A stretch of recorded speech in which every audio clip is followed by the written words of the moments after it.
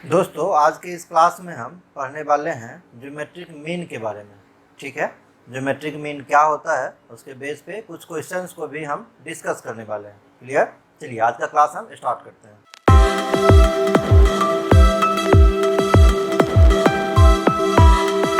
Topic है आपका insertion of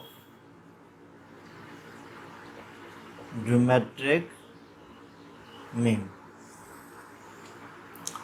इसमें हम लिखते हैं if n numbers g1, g2, g3 and so on gn are inserted between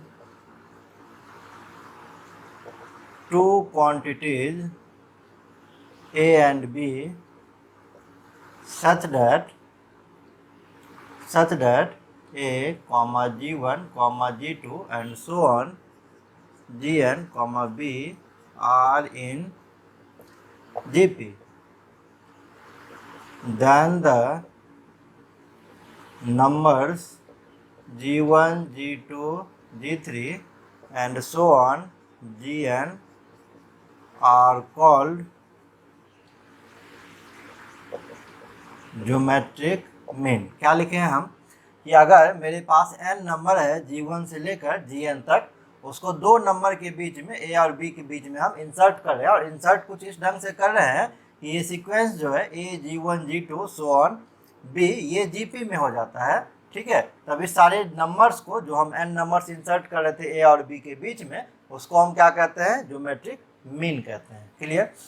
अब यहाँ पे देखिए क्या दिया हुआ है since a comma g1 comma g2 comma g3 and so on gn comma b are in किस में दिया हुआ है?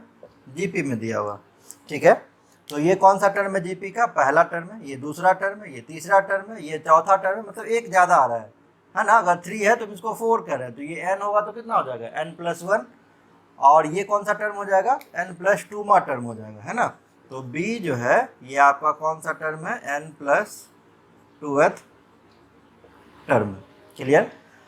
आप क्या पढ़े हैं जीपी में? अगर tn टर्म निकालते हैं तो क्या होता है फॉर्मूला? ar⁻n - 1। अगर यहाँ n रहेगा तो पावर में कितना हो जाएगा? 1 कम हो जाएगा। अगर हम n+2n टर्म निकालेंगे, अगर यहाँ पर n+2 लिखेंगे तो यहाँ पे क्या हो जाएगा? n+2 - 1, तो n+1 हो जाएगा आपका। वही चीज़ हम लिख लेते हैं, तो b = कितना हो जाएगा? ar⁻n+1। अगर हम मान रहे हैं कि r जो है इस सीरीज का कॉमन रेशियो है ना, लिख देते हैं let r be common ratio, ताकि कोई कन्फ्यूजन नहीं रहे। अब देखिए हम इसको b/a = r⁻n+1 लिख सकते हैं। a को इधर डिवाइड लगाएंगे तो b/a हो जाएगा। और जब हम r का वैल्यू निकालेंगे तो इधर पावर कितना है? n+1 है। जब पावर इधर की तरफ शिफ्ट करेगा तो b/a whole to the power कितना हो जाएगा? 1/n+1 हो जाएगा। क्लियर? तो देयरफॉर g1 आपका कौन सा टर्म है? तो दूसरा टर्म है। और दूसरा टर्म जीपी में क्या होता है? ar होता है। तो a इंटू r का वैल्यू तो यही है आपका b/a whole to the power n+1। अगर हम आपसे पूछेंगे g2 तो आप क्या कहेंगे? सर ar², मतलब a into b/a whole to the power 2/n+1, है ना। ऐसे सिमिलरली अगर g3 निकालिएगा तो सेम होगा, 3/this हो जाएगा। और अगर gn निकालिएगा तो क्या हो जाएगा? ar⁻n-1, है ना।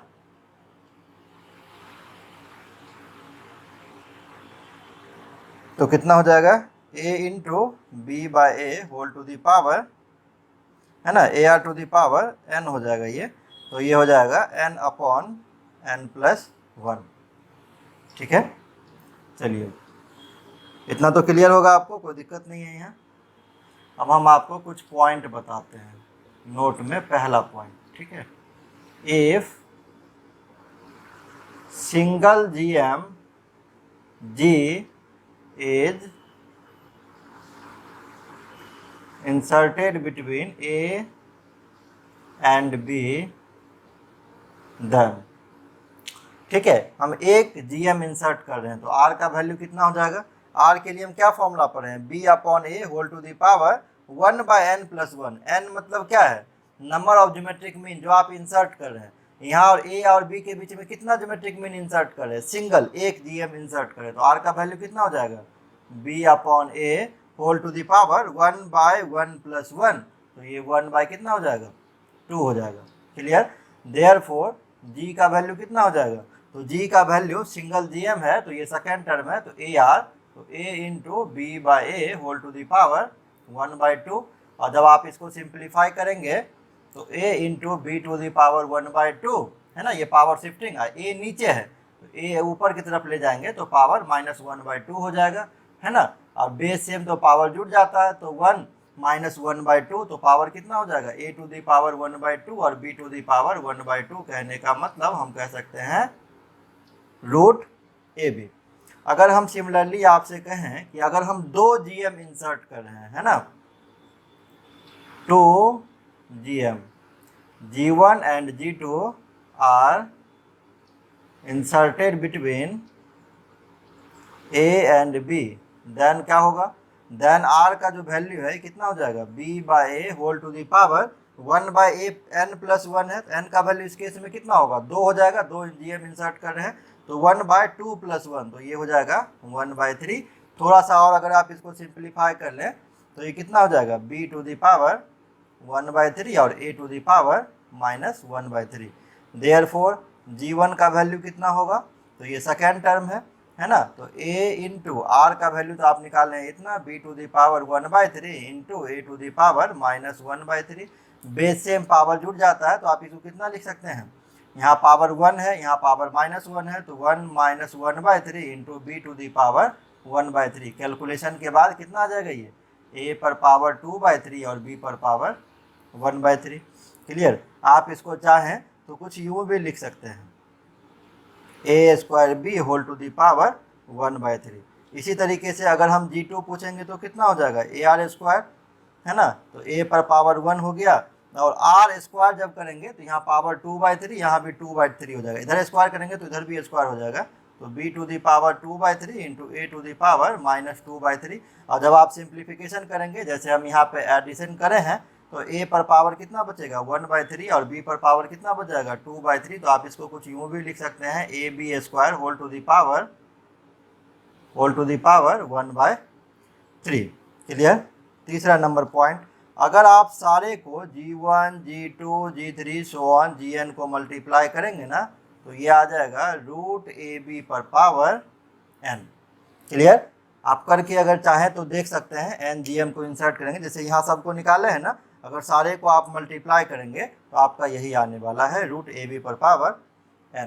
क्लियर। इस सारे पॉइंट को आप नोट कर लीजिए, आई थिंक आपको क्लियर होगा ये सब। इस क्वेश्चन में दिया हुआ है क्या, a to the power n plus b to the power n whole upon a to the power n-1 plus b to the power n-1 is the gm between a and b, then the value of n पूछ रहा था। इस तरह का question हम AP में भी किए थे, आई थिंक आपको याद होगा। ठीक है, तो देखिए यहाँ पर a और b का gm ये दे रखा है, लेकिन हम जानते हैं कि a और b का gm कितना होता है, √ab होता है। तो दोनों GM ही है, AB का है, ये क्वेश्चन में दे रखा है और ये हम जानते हैं, दोनों आपस में इक्वेट हो जाएगा क्योंकि दोनों ही GM है सेम चीज़ का। तो इसको आप लिख सकते हैं a to the power 1/2 b to the power 1/2। अब आप क्या करेंगे, क्रॉस मल्टीप्लाई कर देंगे, तो a to the power n b to the power n इधर क्रॉस मल्टीप्लाई कीजिए, जब a के साथ जाएगा, है ना, ये ऐसे आप कुछ इसको लिख सकते हैं, प्लस आप इसको लिख सकते हैं b to the power n-1 into a to the power 1/2 b to the power 1/2। अब देखिए क्या होगा, यहाँ बेस सेम तो पावर ऐड हो जाएगा, n-1 plus 1/2 into b to the power 1/2 plus यहाँ भी सेम हो जाएगा, a टू द पावर 1/2 को आप बाहर निकाल दीजिए, b to the power n-1 plus 1/2, base same power जुट गया, है ना। अब 1/2 में से 1 जाएगा तो कितना बच जाएगा, -1 प्लस 1/2 है, तो कितना बचेगा आपका, ये बच जाएगा n-1/2 इंटू बी की पावर 1/2 प्लस a की पावर 1/2 इंटू यहाँ भी सेम चीज़ हो जाएगा, b की पावर n-1/2 हो जाएगा। क्लियर। और यहाँ तो आपका ये चलते ही आ रहा है a to the power n b to the power n। अब आप क्या कीजिए ना, अब आप क्या कीजिए, ए टू दी पावर एन है ना, तो इसको आप इधर ले आइए, ये वाले टर्म को, जहाँ पे लिखा हुआ है ए की power n minus two into b की पावर 1/2 है ना। बाकी जो b to the power n है उसको आप इधर तरफ ले आइए। क्यों हम इधर ले आ रहे हैं? ताकि कॉमन लेने में हमको आसानी हो जाए, इसीलिए। अब देखिए यहाँ पे दोनों में a पर पावर n है, यहाँ a पर पावर n माइनस 1/2 है, तो दोनों में छोटा पावर कौन है? यहाँ n है और यहाँ पावर n माइनस 1/2 है, तो छोटा पावर है आपका a to the power n minus 1/2। अब आप अगर कॉमन निकाल लिए यहाँ पे से कितना, n माइनस 1/2, तो यहाँ कितना बचेगा आपके पास? क्लियर? अगर नहीं समझ में आ रहा तो देखिए आप, यहाँ a पर पावर n था, आप इसको लिख सकते हैं a पर पावर n इंटू ए पर power 1/2 minus 1/2, a to the power 0 हो जाएगा, है ना, ये वाला, और ए टू दी पावर 0 तो वैल्यू उसका 1 हो जाएगा। तो ये हम आप इसको लिख सकते हैं, बेस एम तो पावर जुड़ जाएगा, इसको हम लिख सकते हैं n माइनस 1/2 प्लस 1/2, ये दोनों कट के बाद इक्वल हो जाएगा। आप इसको लिख सकते हैं n minus 1/2 into a to the power 1/2, है ना। अब आपको क्लियर समझ में आ गया होगा। या अगर हम ये कॉमन निकाल लेंगे a to the power n में से a to the power n minus 1/2, तो आपके पास क्या बचेगा? ए टू दी पावर 1/2 बच जाएगा, है ना, ए टू दी पावर 1/2, और यहाँ दिया हुआ है b to the power 1/2। Similarly यहाँ b का छोटा पावर क्या है? b to the power n minus 1/2, तो कॉमन निकल जाएगा, यहाँ a to the power 1 minus 2 1/2 और b टू दी पावर 1/2 बचेगा, जैसे हम यहाँ पे आपको करके बताएं। सिमिलरली b के लिए भी होगा। क्लियर? अब देखिए ये दोनों सेम चीज़ है तो कट गया। फिर हम इसको अगर इधर की तरफ ले आए तो दोनों पे पावर सेम है ना, तो ए बी पर होल पावर लिख दें हम, n माइनस 1/2, इधर 1 बच गया आपका। लिख सकते हैं कि नहीं लिख सकते हैं? पावर सेम है तो इसको डिवाइड में कर देंगे, तो अभी भी आपका मतलब वही है, a to the power n minus 1/2 है ना, और b to the power n minus 1/2। जब क्रॉस करेंगे तो दिस इक्वल टू दिस ही हो जाएगा, और 1 लिखा हुआ है तो आप इसको लिख सकते हैं a b whole to the power 0, है ना, क्योंकि होल टू दी पावर 0 है, 1 हो जाएगा ये। अब कंपेरिजन कीजिए, इधर ए बी पर होल पावर कितना दिया हुआ है? n माइनस 1/2 दिया हुआ, और इधर ए बी पर होल पावर कितना दिया हुआ है? 0 दिया हुआ है। n का वैल्यू कितना हो जाएगा? 1/2 इधर निगेटिव है, उधर जाएगा तो पॉजिटिव हो जाएगा, तो n का वैल्यू हो जाएगा आपका 1/2। ये आपका सी नंबर सॉल्यूशन हो गया, आप इसको नोट कर लीजिए। इस क्वेश्चन में दिया हुआ है, if 1 am small a and 2 gm p and q be inserted between any two numbers. तो सबसे पहले नंबर मान लीजिए, लेट टू नंबर्स भी x एंड y मान लेते हैं। अब इस दो नंबर के बीच में सिंगल am इंसर्ट कर रहा है, सिंगल am इंसर्ट कर रहा है, तो x a y किस में हो जाएगा? r इन ए पी में हो जाएगा, क्योंकि am इंसर्ट कर रहा है a, इसीलिए। अब a का वैल्यू कितना हो जाएगा? a का वैल्यू हो जाएगा x प्लस वाई बाय 2, या हम यूँ कहें कि x प्लस वाई का वैल्यू कितना हो जाएगा? 2 से आप मल्टीप्लाई कर दीजिए तो ये 2 हो जाएगा, ठीक है। एंड आगे चलते हैं फिर, एंड दो के बीच में p और q gm इंसर्ट कर रहा है, तो क्या हो जाएगा यहाँ से? x p q y r इन gp। क्लियर? आप पीछे भी पढ़ के आए हैं, gp में अगर r का वैल्यू निकालना हो, ठीक है, तो कैसे निकालते हैं? वहाँ पे b था लास्ट टर्म, a और b के बीच में इंसर्ट किया हुआ था, तो b by a whole to the power 1 by n plus 1। अभी पीछे हम बता रहे थे n का वैल्यू कितना है? 2 gm इंसर्ट करा है, तो ये 1 बाय कितना हो जाएगा? 2 प्लस 1, तो ये 3 हो जाएगा। कहने का मतलब y टू दी पावर 1/3 और x to the power minus 1/3। तो इस केस में आप p को कितना लिख सकते हैं? p है आपका सेकेंड टर्म और x है पहला टर्म, तो xr हो जाएगा। तो ये हो जाएगा x इंटू r का वैल्यू है y की पावर 1/3 इंटू एक्स की power minus 1/3। Base same power जुड़ जाएगा, तो ये बन जाएगा x की पावर 2/3 और y की पावर 1/3, है ना। तो आप इसको कुछ यूँ भी लिख सकते हैं, x square y whole to the power 1/3 आप लिख सकते हैं। ये p का वैल्यू हो गया, ठीक है। सिमिलरली आप q इक्वल टू कितना लिख सकते हैं? AR स्क्वायर, तो ये a हो गया इंटू AR स्क्वायर, है ना। तो a का वैल्यू तो यहाँ x है आपका, तो XR स्क्वायर हो जाएगा। तो ये आपका कितना हो जाएगा? ये x, तो x ही हो गया। r स्क्वायर, r का वैल्यू आपका कितना है? y की पावर 1/3 x की पावर माइनस 1/3। स्क्वायर जब करेंगे तो y की पावर 2/3 इंटू एक्स की पावर माइनस 2/3।